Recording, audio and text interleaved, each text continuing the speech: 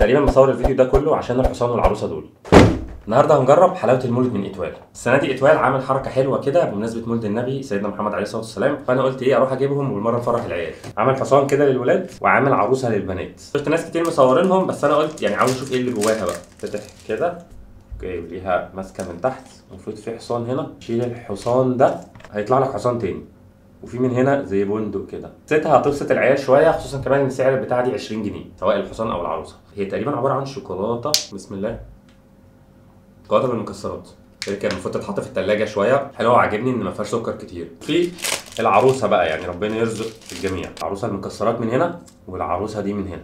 بقى حلو جدا وهتلفت نظر العيال وهتبسطهم بيتهيألي، على سعرها كمان لذيذه. خليها بقى دبل انبساط، وخلينا نجيب علبه حلاوه مولد بحيث العيال تعيش الاجواء اللي كنا بنعيشها زمان. هي اسعار العلب عنده بتبدا من 80 جنيه العلبه ال 10 قطع، وبتوصل بقى لحد ارقام كبيره. فانا جبت حاجه في النص كده، جبت علبه برايم 48 قطعه. انت ممكن تشتري الحاجات اللي انت عاوزها بس من عندهم، يعني هو بيبيع الحاجات دي بالقطعه برضه. خلينا نقولهم بسرعه: واحد كاجو، واحد لوز، واحد ملبن رش مكسرات، واحد سندوتش جوز هند مكسرات، 3 حمام زبيب، 3 لذيذه زبيب، و2 دومية فول، واحد ملبن شوكولاته فارماسيه، 3 سمسميه، 4 حمصيه، 3 فوليه، 9 ميني حمص، 9 يا جماعه 9، 2 ميكس باور، 3 ملبن ساده، 3 ملبن جيلي، واحد ملبن حبل عين جمل، 2 بسيمه ساده، واحد سندوتش جوز هند مانجو، و2 نوجا فول، واحد سندوتش جوز هند مانجو على فراوله، واخيرا واحد هريسه بيضه زبيب. في حاجات بقى انا فهمتها وفي حاجات ما فهمتهاش، فاحنا كده ايه خلينا نشوف كده كام حاجه، الحاجات اللي انا بحبها بالذات ننطلق. يعني حاسس التغليف السنه دي مختلف عن كل سنه، يعني نضفوه كده شويه. الفوليه وانا فاتح بصراحه ونسبه الكسر فيها قليله، بمعنى ان السوداني قطع دي حرفيا اكتر قطعه بحبها في حلاوه المولد. ايه تاني؟ ملبن حبل عين جمل، بهدل الدنيا بقى، مليان عين جمل من جوه، حلو قوي، سكره خفيف برضه، بحب الملبن جدا. البسيمه برضه من الحاجات اللي بحبها جدا. هي ليه ما بيكتبش اسم كل قطعه عليها؟ يعني هو بيعمل كيس كده في المطلق. سكرها بس زايد حاجه بسيطه. كاجو ولوز، قطع كاجو كده متلزقه بسكر. لو بتحب الكاجو هتفهم انا اقصد ايه، فخمه كده شويه. ملبن شوكولاته فارماسيه، هو ده الملبن.